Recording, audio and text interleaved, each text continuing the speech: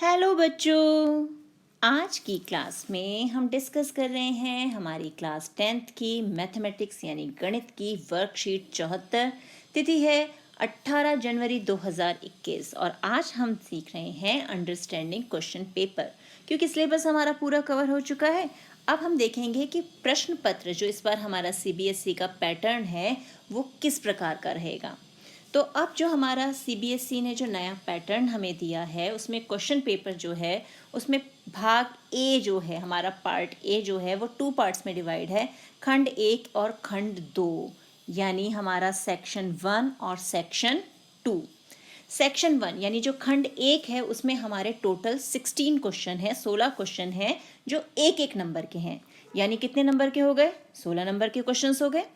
उसी तरह जो सेक्शन 2 है यानी हमारा खंड 2 जो है यानी खंड 2, उसमें 4 केस स्टडी पर आधारित प्रश्न हैं, केस स्टडी बेस्ड क्वेश्चंस, जिसके बहुत सारे वीडियो मैंने आपके साथ शेयर किए हैं और डिस्क्रिप्शन बॉक्स में भी मैं उसका आपको लिंक दे दूंगी।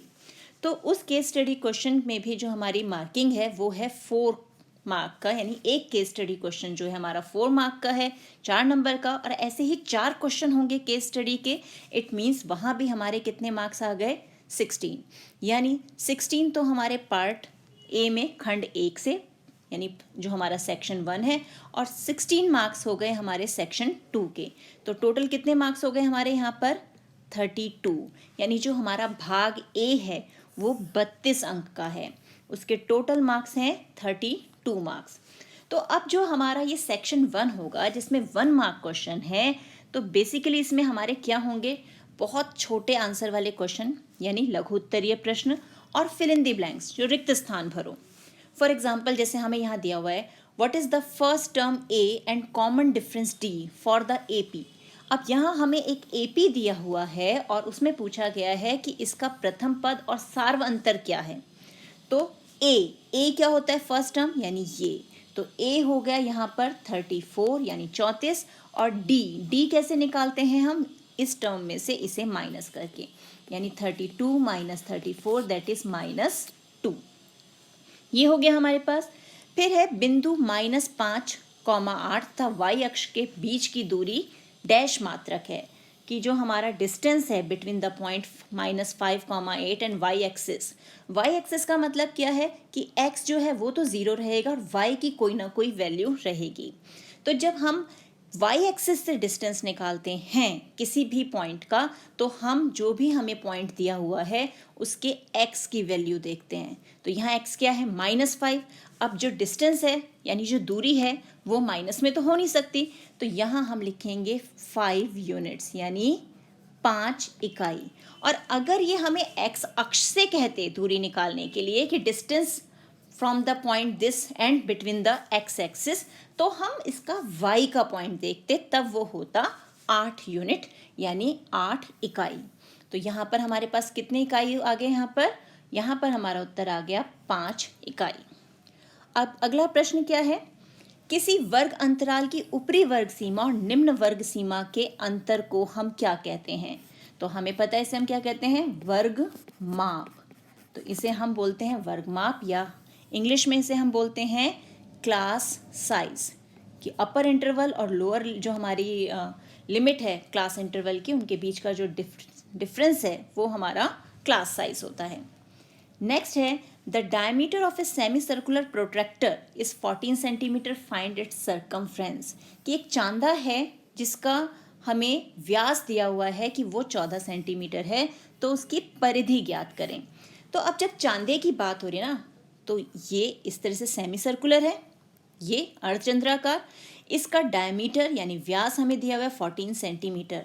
जब हम परिधि की बात करते हैं तो यहाँ हमें सीधे परिधि का फॉर्मूला नहीं लगा देना कि हम जो हमारा सेमी सर्कल है उसका हम फॉर्मूला लगा दें πd/2, कि जी इसका फॉर्मूला तो πd/2 है। ध्यान रखो πd/2 का मतलब सिर्फ इतना पोर्शन, लेकिन जब हम इस आकृति की, इस फिगर की सरकमफ्रेंस की बात कर रहे हैं, परिधि की बात कर रहे हैं, तो उसमें ये जो डायमीटर है ये भी आ जाएगा, यानी पूरा इसका किनारा, यानी +d और होगा। अब इसमें हम वैल्यू रखें तो हमारे पास क्या आ जाएगा, ये हो गया 14 + 22/7, पाई की वैल्यू 22/7, डी हमें 14 दिया हुआ, ये 2, तो ये 7, ये कैंसिल, तो हमारे पास 14 + 22, 14 + 22 कितना हो गया हमारा, ये हो गया हमारा 36 सेंटीमीटर, यानी 36 सेंटीमीटर। हो गया ये सॉल्व। अब यहाँ ध्यान देने वाली बात क्या है कि क्योंकि ये सब 1 मार्क क्वेश्चन है, एक एक नंबर के क्वेश्चन है, तो इसमें हमें पूरा स्टेप वाइज सॉल्व करके दिखाने की बिल्कुल भी ज़रूरत नहीं है। वो आप साइड में रफ कैलकुलेशन कर सकते हैं, आपको फॉर्मूले लिख कर भी नहीं दिखाने यहाँ पर कि आपने कैसे सॉल्व किया। यहाँ पर हमें सिर्फ आंसर चाहिए। डायरेक्ट आप आंसर भी लिख सकते हैं, या आप अपने आंसर को ज़्यादा से ज़्यादा एक मतलब 1 सेंटेंस में, एक वाक्य में लिख सकते हैं। पूरा का पूरा इसमें सॉल्व करके दिखाने की ज़रूरत नहीं, वो अननेसेसरी हम अपना टाइम वेस्ट करेंगे इन्हें सॉल्व करके दिखाने में। हम इसे डायरेक्ट सॉल्व करके सीधे आंसर लिखेंगे। अब नेक्स्ट आ जाता है हमारा केस स्टडी क्वेश्चंस जो हैं केस स्टडी रिलेटेड। तो वो भी हमारे कितने हैं, 4 हमें क्वेश्चन मिलेंगे, और इन 4 क्वेश्चन में हर क्वेश्चन के 5-5 पार्ट होंगे, यानी हर केस से रिलेटेड हमें 5 क्वेश्चंस पूछे जाएंगे, जिसमें से हमें किसी 4 के आंसर देने हैं, एनी 4, और हर क्वेश्चन जो है वो 1 मार्क का होगा। जैसे ये भी 1 मार्क का, ये भी 1 मार्क का, तो कोई भी 4 सॉल्व करने पर हमें 4 मार्क क्वेश्चन मिलेंगे, मतलब 4 मार्क्स मिलेंगे अगर हम उन्हें सही सॉल्व करते हैं। जैसे फॉर एग्जाम्पल यहाँ पे हमें क्या दिया हुआ है, Pankaj and Bhavesh are playing cards, before starting the game Bhavesh removed black prime number cards and red queen from the deck. Pankaj draws a card from the deck. If a card of king arrives, then Pankaj wins the game. It means कि पंकज और भावेश जो हैं वो खेल रहे हैं, और पंकज ने क्या किया, खेल शुरू करने से पहले जितने भी काले अभाज्य वाली संख्या जो थे उसके पत्ते और लाल बेगम जो हैं वो गड्डी में से निकाल दिए। अब पंकज उसमें से कोई भी एक पत्ता निकालता है, कार्ड निकालता है, और यदि उसमें बादशाह आया, किंग आया, तो पंकज जीत गया। तो अब ये है हमारा केस, इसको स्टडी करना है अच्छे से, और इससे रिलेटेड अब नीचे हमें कुछ क्वेश्चंस दिए गए हैं ये। तो फर्स्ट क्वेश्चन है, गड्डी में शेष पत्ते कितने हैं, यानी रिमेनिंग जो हमारे कार्ड्स हैं डेक में वो कितने हैं। तो अब कैलकुलेशन करके देखें, टोटल हमारे कार्ड्स होते हैं 52। पंकज ने क्या किया, सबसे पहले ब्लैक प्राइम नंबर वाले जो कार्ड्स थे, काले अभाज्य संख्या वाले पत्ते, वो उसमें से निकाल दिए। तो हमारी अभाज्य संख्याएं कौन कौन सी हैं, प्राइम नंबर 2, 3, 5, 7। तो ये 4 पत्ते हैं, ये 4 पत्ते एक काले, और हमारे पास हमें पता है ऐसे कितने पेयर होंगे, हमारे पास हो गए 2, यानी 4 × 2 8, 8 हमारे पास ऐसे पत्ते होंगे। तो 52 में से हम ये 8 माइनस कर देते हैं। साथ ही साथ उसने क्या निकाल दी, लाल बेगम, यानी रेड क्वीन। तो टोटल हमारे पास 4 क्वींस होती हैं, 4 बेगम होती हैं, जिसमें 2 लाल और 2 काली। तो 2 रेड्स जो है हमारी 2 रेड बेगम, यानी 2 रेड क्वींस, वो भी हम निकाल देते हैं। तो हमारे पास पत्ते जो बचे वो बचे 42, यानी 42 पत्ते। तो हम 42 जो है उसको मार्क कर देंगे। सिंपली हमें मार्क करना है यहाँ पर, या हम ऑप्शन लिखेंगे आंसर डी, ये लिख देंगे हम। लेकिन यहाँ पर पूरा सॉल्व करने की हमें कोई भी ज़रूरत नहीं है। अब नेक्स्ट है, गड्डी में कितने चित्र पत्ते शेष हैं, यानी अब जो हमारा डेक है उसमें फेस कार्ड्स कितने बचे। तो हमने फेस कार्ड में कितने रिमूव किए हैं, हमने सिर्फ लाल बेगम ही हटाई है ना, वो भी 2, यानी 2 रेड क्वींस हमने हटा दी। टोटल फेस कार्ड हमारे होते हैं 12, उसमें से 2 हमने माइनस कर दिए, यानी हमारे पास 10 बचे, यानी 10 पत्ते बचे हमारे पास। अब है पंकज की जीतने की क्या प्रायिकता है, यानी प्रोबेबिलिटी ऑफ विनिंग। अगर हम पंकज की बात करें तो पंकज गेम कब जीतेगा, जब उसको बादशाह मिलेगा, यानी उसे जब किंग मिलेगा। तो हमने कोई किंग का पत्ता कम किया है नहीं, किंग तो एज इट इज़ 4 हैं, और टोटल पत्ते हमारे कितने हुए हैं, टोटल हमारे जो पत्ते हैं वो हैं 42, 42 पत्ते बचे थे ना प्राइम नंबर वाले, यानी अभाज्य संख्या और क्वीन हटा के। तो हमारे पास कितना आ जाएगा आंसर, यहाँ पर इसे सॉल्व करेंगे तो 2/21। तो ये ऑप्शन सी जो है हमारा करेक्ट आंसर हो गया।